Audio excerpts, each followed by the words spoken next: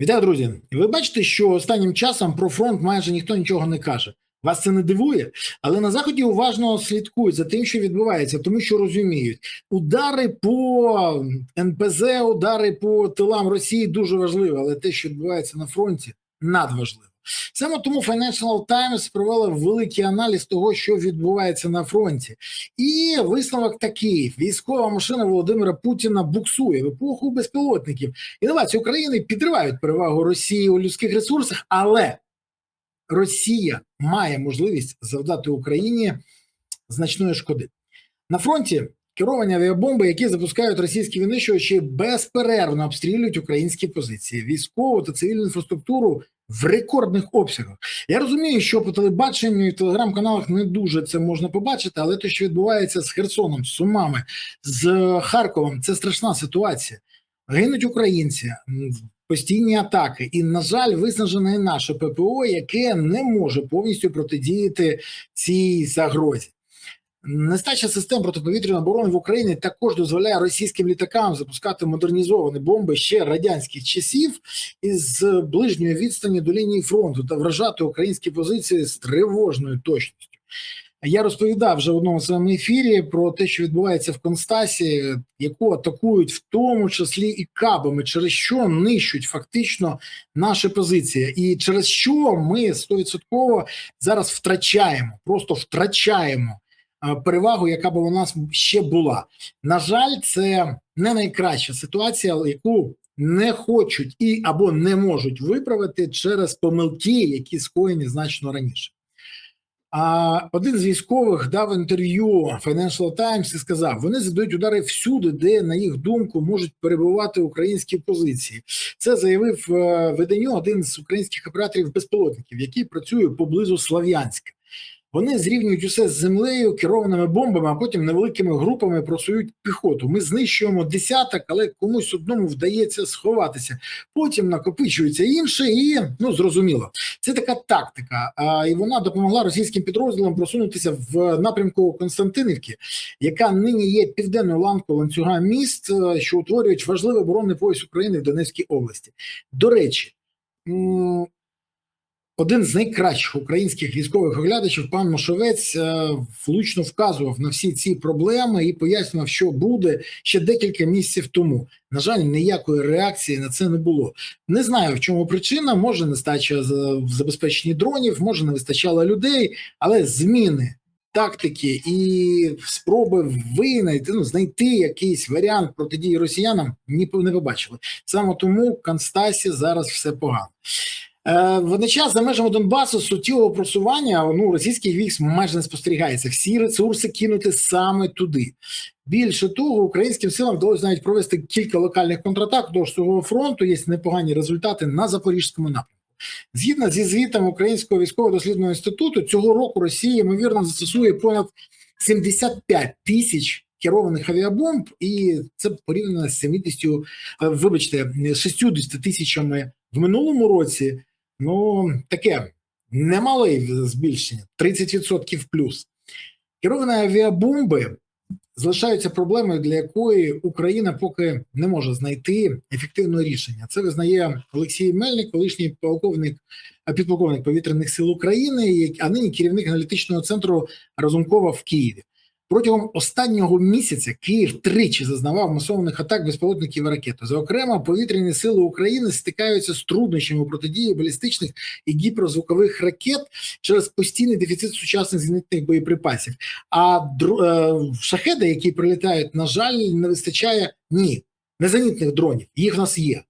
А не вистачає кількості операторів, які Україна не може вчасно і якісно підготувати. Через зірвану мобілізацію. Хто її зірвав, ми всі знаємо і пам'ятаємо. І його фразу «я не бачу причини мобілізувати 450 тисяч» на вимогу Залужного Шаптали в 23-му році ми всі вихаркуємо і сьогодні. А також замість мобілізації те, що відбувається, бусифікація. Ну що ж, це вибір нашої влади, і зараз ми всі разом з нею отримуємо наслідки. Але новий темп атак може бути відповіддю на проблеми Росії на полі бою, вважає Кондор Музика, директор аналітичної групи Russian Consulting, який відстежує перебіг війни. Росія шукатиме різні способи впливати на ухвалення рішень в Україні, але окрім ядерної зброї, каже він, він не бачить взагалі чогось іншого, чим вони можуть суттєво змінити хід бойових дій. Але ядерна зброя – це історія, яка просто розірве відносини з Китаєм і підірве взагалі можливість Росії щось робити, а Україна проігнорує цю ситуацію по єдиній причині. Ненависть стане більше, а зламати морально це нікого не зможе. А більше того, експерти кажуть, що суттєво змінити хід бойових дій протягом найближчих місяців, якщо не оголовлять нову велику мобілізацію на Росії, справжню мобілізацію, росіяни не зможуть. В них нема рішень. І для Москви за цією бойових діях це чітко продемонструє, що єдиний вихід – це підвищення рівня мобілізації людських, промислових та економічних ресурсів. Це сказав один з учасників переговорів від України.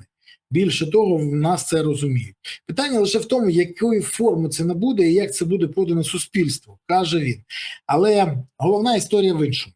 Сьогодні Росія стоїть на межі. Дійсно, що обрати? Або реальні переговори і паузу у війні, або мобілізацію. До виборів, які відбудуться 20 або 21 вересня, вибачте, просто не пам'ятаю, відверто, в цьому році на Росії, це вибори в Держдуру, на Росії ніхто не буде оголошувати ніяку мобілізацію. Але після виборів майже всі експерти сходяться на тому, що це буде єдине рішення для Путіна, якщо він захоче закінчити цей етап війни. Не війну, а саме етап, зрозумійте.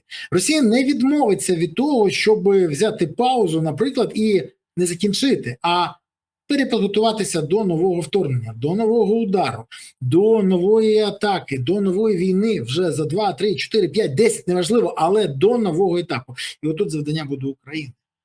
Підготуватися так, щоб у Росії не було бажання нападати. Щоб не було, як в 22-му році, коли росіяни бачили, що Україну готують до травневих шашликів, а не до вторгнення, і це додало мотивації, бо тоді не проводилось ані ніяких маневрів, ані ніякого злагодження, ані спільних навчань з НАТО, нічого. Більше того, Зеленський їздив в Буковель і пропонував готувати до травневих шашликів. Всі це пам'ятають. Наслідки ми всі бачимо і зараз.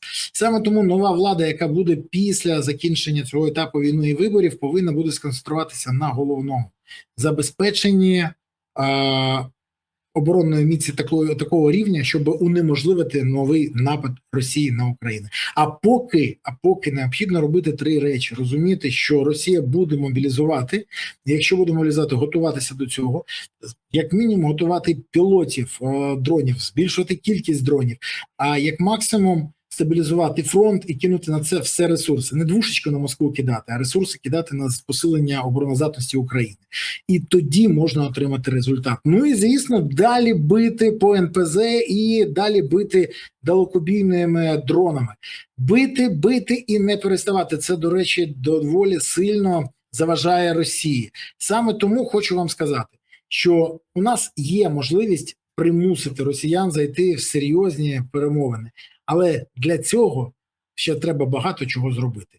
І залежить це від бажання і політичної волі нашої влади. Якщо їх не буде, ну тоді ми нічого не отримаємо. І війна буде тривати і далі.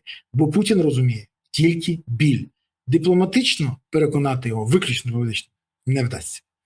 Дякую, що дивилися, дякую, що підписалися, поставили вподобайки, прокоментували і поширили відео. А це окрема подяка за те, що підтримуєте ЗСУ. Донатите на ЗСУ, приєднуйтесь до ЗСУ, допомагайте ЗСУ. Гуртуємо всі навколо потреб ЗСУ, щоб у України було гідне майбутнє і щоб все було Україна. Дякую вам. Па-па.